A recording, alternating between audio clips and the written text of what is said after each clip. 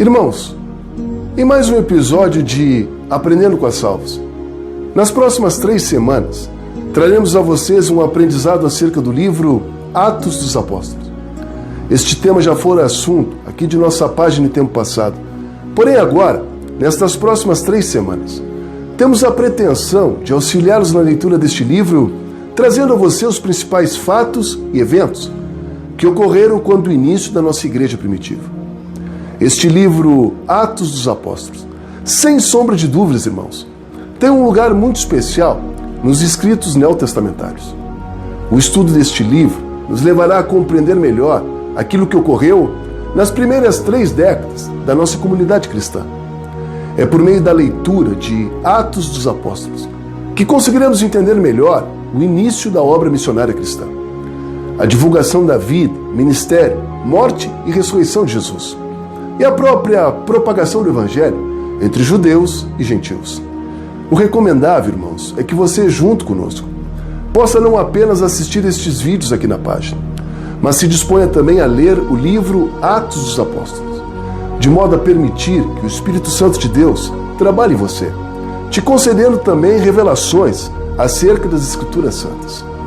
Se o tema desde já te interessa, meu irmão, e você está ansioso para iniciar os estudos conosco, então aproveite a nossa vinheta e se inscreva no nosso canal. A sua inscrição, seu comentário, a divulgação de nosso trabalho, ela é muito importante para todos nós. Não seja apenas um consumidor de fé, irmão. Sejas também um canal de bênção para as pessoas que te cercam. Compartilhe deste vídeo em suas redes sociais.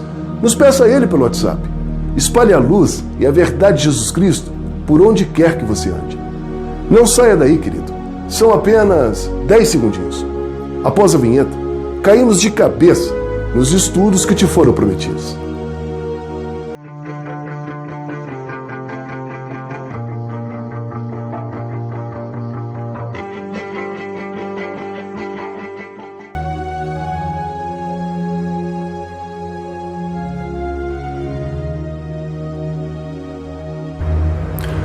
O livro Atos dos Apóstolos foi escrito por um evangelista e médico chamado Lucas, o mesmo autor que também escreveu o Evangelho de Lucas.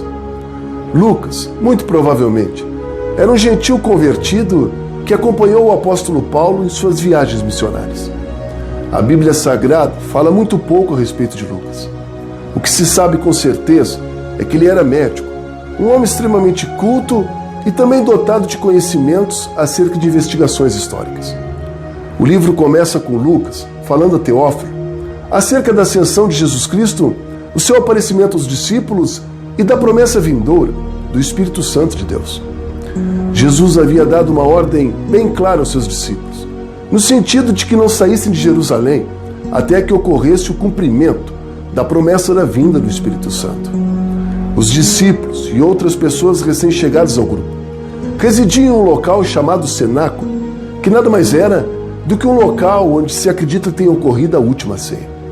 Ali habitavam Pedro, Tiago, João, André, Filipe, Tomé, Bartolomeu, enfim, todos os apóstolos, além também de algumas mulheres e a própria mãe de Jesus Cristo. Matias foi o apóstolo escolhido em eleição para substituir Judas, o grande traidor. Já no capítulo 2 de Atos, ocorre a narrativa daquilo que todos tanto esperavam: o dia de Pentecostes, o cumprimento da promessa da vinda do Espírito Santo de Deus. Nos narra o capítulo 2. E estando todos reunidos em um mesmo lugar, veio do céu um som como de um vento impetuoso, e encheu o lugar onde eles estavam assentados. E foram vistas sobre eles línguas como que de fogo, que paravam sobre as cabeças de cada um deles. E então todos foram tomados pela presença do Espírito Santo de Deus, e começaram a falar em outras línguas, conforme o Espírito Santo lhes concedia. E prossegue nos dizendo a Escritura que naqueles tempos em Jerusalém haviam habitantes judeus, gentios e todos os tipos de religiosos. Haviam pessoas da Mesopotâmia, Judéia, Capadócia, da Ásia, do Egito, e todos, absolutamente todos, os ouviam falar em suas próprias línguas acerca do reino de Deus. E apesar de muitos se maravilharem, outros, porém, debochavam dos discípulos, dizendo que eles estavam completamente bêbados. Foi então que Pedro, ao dirigir-se aos incrédulos, lhes disse em boa voz: Eis que se cumpre hoje aquilo que nos foi prometido no Antigo Testamento pelo profeta Joel, que o Espírito Santo de Deus viria sobre nós, e todo aquele que hoje invocar o nome de Jesus Cristo será salvo, em razão da sua maravilhosa obra. E com estas palavras, e diante de tudo que ocorrera, muitos se converteram a Jesus Cristo naquele dia. A Bíblia Sagrada nos conta de que foram mais de 3.000 conversões. E todos que se convertiam ficavam cheios da presença do Espírito Santo de Deus. A Bíblia Sagrada nos conta que muitos chegaram a vender as suas próprias propriedades, de modo a ajudar no sustento de todos. E o Espírito Santo de Deus seguia fazendo a sua obra, convertendo muitos e dando início à promessa que nos fora dada por Jesus Cristo nos versículos 7 e 8 do capítulo 1 de Atos. Nos dizia Jesus Cristo: Não vos pertence saber os tempos ou estações que o Pai estabeleceu pelo seu próprio poder, mas recebereis a virtude do Espírito Santo de Deus que virá sobre vós, para que sejais minhas testemunhas, tanto em Jerusalém quanto nos confins da terra. E foi assim, neste lindo dia, que Deus gravou a sua lei em nossos próprios corações.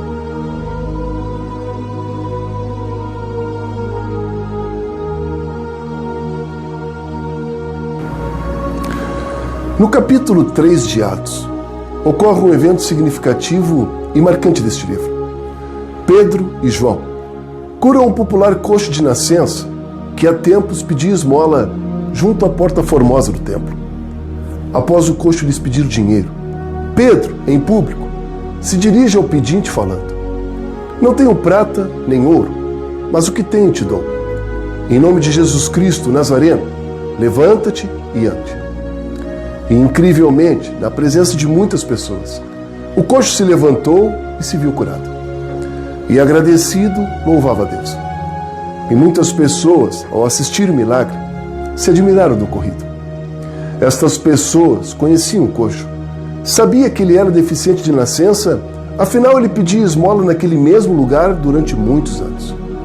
E Pedro, aproveitando o ajuntamento daquelas pessoas que ficaram admiradas pelo milagre e percebendo a oportunidade única que tinha, passou a falar a respeito de Jesus Cristo em público. E estando Pedro ainda falando da ressurreição de Jesus, alguns sacerdotes, junto com o capitão do templo e alguns saduceus, doendo-se daquilo que estava sendo pregado por Pedro, prenderam os dois até o dia seguinte. A Bíblia Sagrada nos relata que somente neste dia foram mais de 5.000 homens que se converteram a Jesus. E no dia imediatamente seguinte, Pedro e João foram colocados à frente dos anciãos, sacerdotes, do próprio Caifás e de outros da alta sociedade sacerdotal. E estes passaram a interrogar Pedro e João acerca do ocorrido. E a Bíblia segue nos contando que Pedro, cheio da presença do Espírito Santo, reafirmava Jesus Cristo na frente das lideranças. A maneira como Pedro falava, cheio da presença de Deus, surpreendia a todos naquele local. E estando com eles, o homem curado, nada podiam fazer contra Pedro e João. Então o Sinédrio os orientou a não mais falarem acerca de Jesus Cristo no templo. Pedro e João se recusaram terminantemente. Foi então que as lideranças voltaram a ameaçá-los gravemente. Porém se viram compelidos a ter de soltá-los, pois o povo assim exigia. Para o povo que assistiu o milagre, não havia dúvidas alguma de que Deus havia curado aquele coxo. E tendo sido soltos, Pedro e João voltaram para o cenáculo e contaram aos demais acerca do milagre que fizeram por meio de Jesus Cristo. E também contaram-lhes acerca das muitas conversões.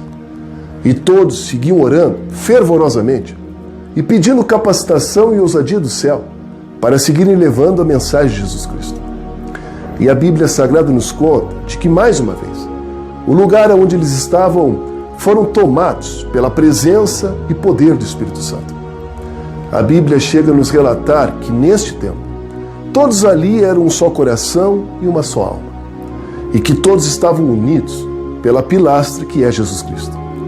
Pelo que a Bíblia nos conta, naquele tempo não havia necessidades, Todos se ajudavam e cooperavam mutuamente para o bem de todos. Era um tempo maravilhoso, cheio da presença de Deus sobre a vida destes homens e mulheres. Havia ali, certamente, uma perfeita comunhão entre os irmãos, cujo alicerce era nada mais e nada menos do que o próprio Jesus Cristo.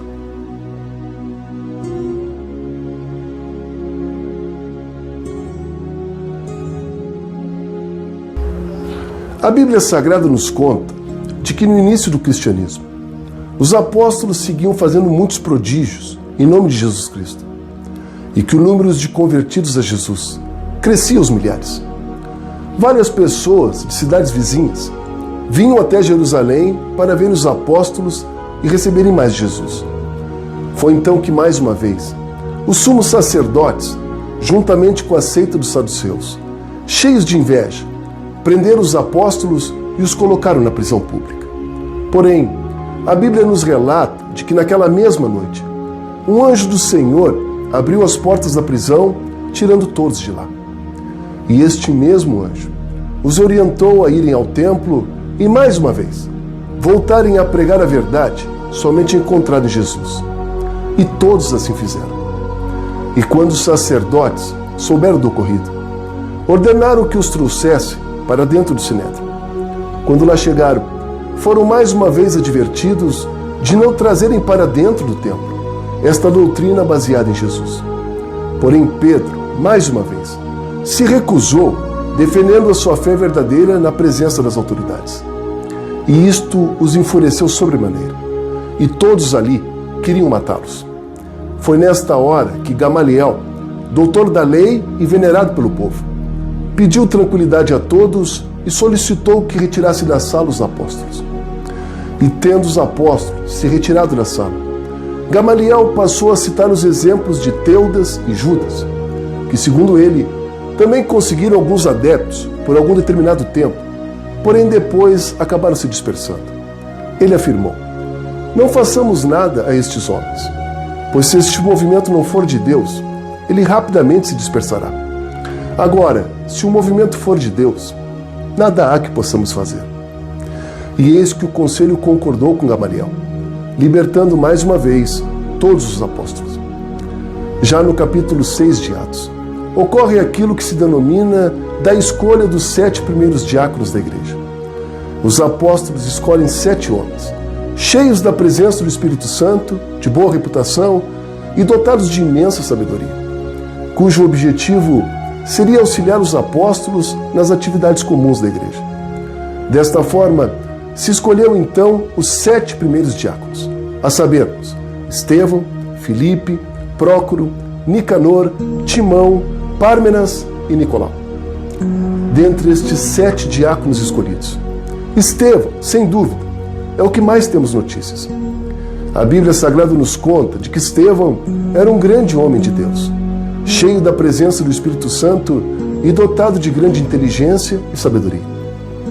Estevão, após disputar na palavra contra alguns libertos, sirineus e alexandrinos, foi acusado injustamente de pregar heresias no templo.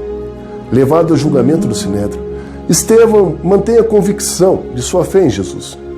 E quando do seu julgamento, Estevão chega a relatar a todos uma linda visão que Deus havia lhe concedido. Ele disse: vejo a glória de Deus bem à minha frente, em um céu aberto, e a imagem do Filho à destra de Deus Pai. E isto enfureceu a todos no Sinédrio. E Estevão fora condenado ao apedrejamento, e deste jeito, infelizmente, fora morto.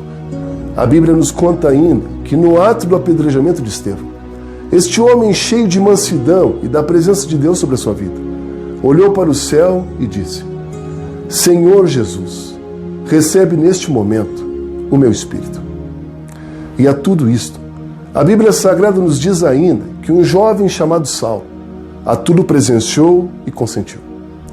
Este jovem, ainda sem nenhuma revelação do céu, viria a se tornar depois o grande apóstolo Paulo, considerado por todos como o apóstolo dos gentios.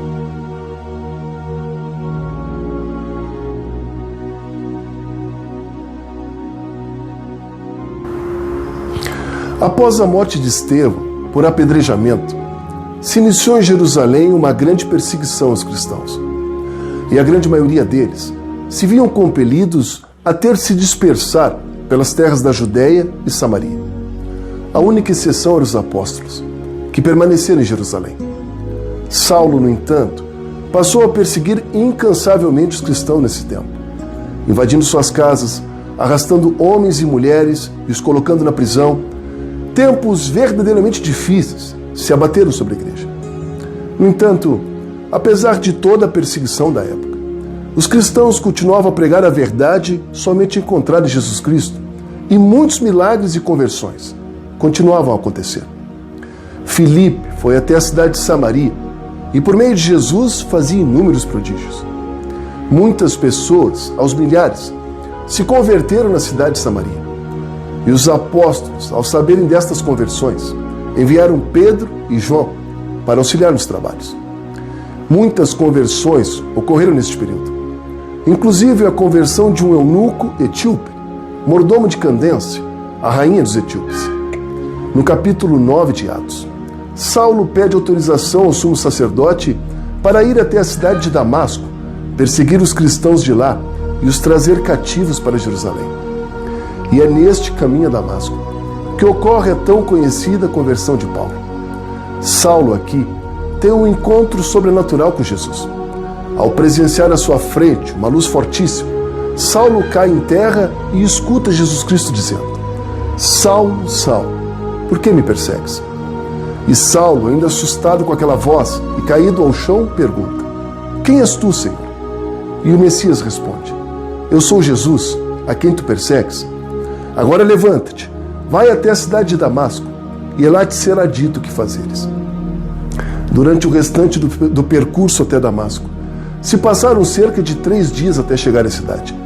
Saulo estava completamente cego e estava sendo conduzido por outros. Eles foram até a casa de Judas, pois assim Deus havia revelado, e aguardavam por um cristão chamado Ananias, a quem Deus havia dito que curaria a cegueira de Saulo. Ananias, mesmo muito relutante e assustado com a figura de Saulo, vai ao encontro deste, impõe as suas mãos e Saulo volta a enxergar. Quando Jesus fala com Ananias e o orienta a ir à casa de Judas e impor suas mãos sobre Saulo, Jesus diz a seguinte frase a Ananias: Vai, Ananias, pois este para mim é como um vaso escolhido para levar o meu nome diante dos gentios. Logo após Saulo voltar a enxergar, ele é batizado no Espírito Santo e agora cheio da presença de Deus, vai ao encontro dos discípulos e logo depois já inicia o seu trabalho e ministério. E todos que viam Paulo, agora pregando o cristianismo, ficavam confusos, com medo e muito admirados. Tanto os cristãos quanto os não cristãos não sabiam o que pensar diante daquela cena.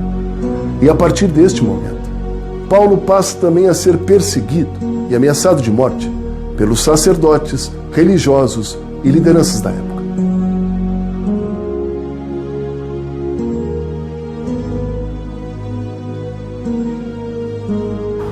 Irmãos, então assim concluímos a primeira parte dos estudos acerca do livro Atos dos Apóstolos.